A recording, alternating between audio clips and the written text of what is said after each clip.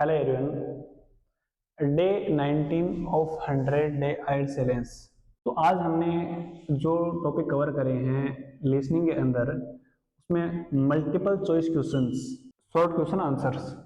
तो पहले टाइप 2 जो क्वेश्चंस है मल्टीपल चॉइस क्वेश्चन, उसमें रिक्वायरमेंट क्या क्या रहेगी उसकी बात कर लेते हैं।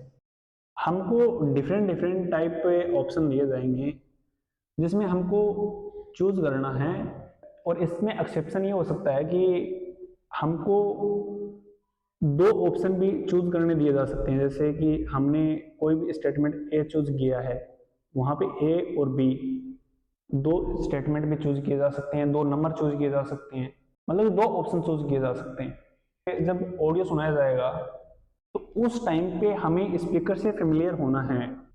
जैसे ही हमारे पास क्वेश्चन आए तो सबसे पहले हम इंस्ट्रक्शंस पढ़ें, उसके बाद में क्वेश्चन पढ़ें, और उसके बाद में ऑडियो सुने।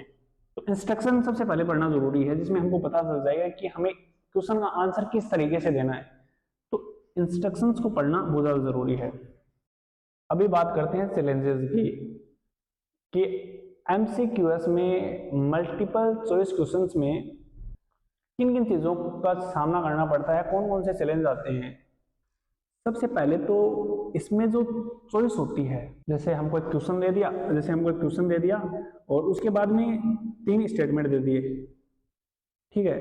तो ये तीनों स्टेटमेंट जो हमको ऑडियो सुनाया जाएगा उसमें मिलेंगे, पर इसमें से सही कोई एक ही होगा, दो गलत होंगे। तो उस सही को चुनना है। तो प्रॉब्लम ये है कि मल्टीपल चॉइस क्वेश्चंस में जब हमको ऑडियो सुनाया जाएगा तो स्पीकर इन तीनों स्टेटमेंट की बात करेगा, लेकिन क्वेश्चन के हिसाब से सही सिर्फ एक स्टेटमेंट होगा, दो गलत होंगे। एक स्टेटमेंट सही होगा, दो गलत होंगे।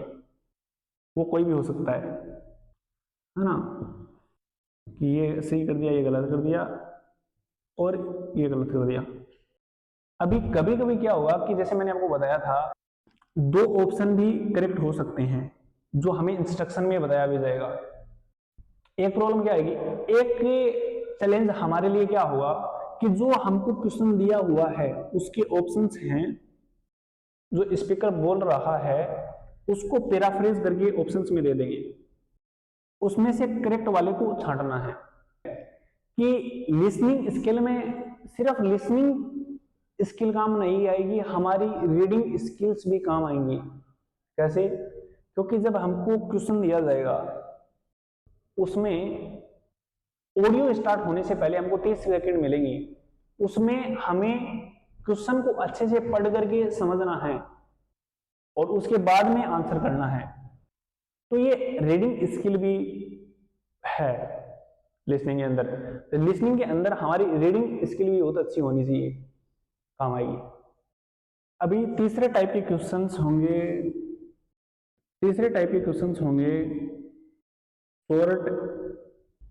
शॉर्ट आंसर्स, है ना। कि हमको ऑडियो सुनाया जाएगा और क्वेश्चन के अंदर हमको क्वेश्चंस मिलेंगे और आगे फिल इन द ब्लैंक मिलेगा, जिसमें हमको उस क्वेश्चन का आंसर भरना है, शॉर्ट आंसर भरना है, जिसमें हमें बता दिया जाएगा कि नो मोर देन 3 वर्ड्स से नो मोर देन 2 वर्ड्स से, तो हमें उस हिसाब से 2 वर्ड्स या 3 वर्ड्स में आंसर करना है। शॉर्ट आंसर क्वेश्चन में क्या होगा कि यहाँ पे हमको क्वेश्चन दे दिया जाएगा, आगे एक डैश दे दिया जाएगा, जिसमें हमको उस क्वेश्चन का शॉर्ट आंसर भरना है। इस क्वेश्चन का शॉर्ट आंसर यहाँ पे भरना है। फिल इन द ब्लैंक में क्या होगा कि हमको सुनाया जाएगा, उसी में से हमको देखकर ये भरना है, लेकिन इसमें इस क्वेश्चन का आंसर देना है ना। यहाँ पे इस क्वेश्चन का आंसर देना है, या फिर ये ब्लैंक न भी दिया जा सकता है। जैसे दूसरा क्वेश्चन दे दिया, उसके बाद में हमको तीसरा क्वेश्चन दे दिया, तो इन क्वेश्चंस के आंसर लिखने हैं आंसर शीट में, ठीक है। तो इसके बाद में प्रैक्टिस करना बनता है। अभी हमारा फाउंडेशन फेज है, तो हम सिर्फ फाउंडेशन पे ध्यान दे रहे हैं। तो थैंक यू सो मच, कल मिलते हैं।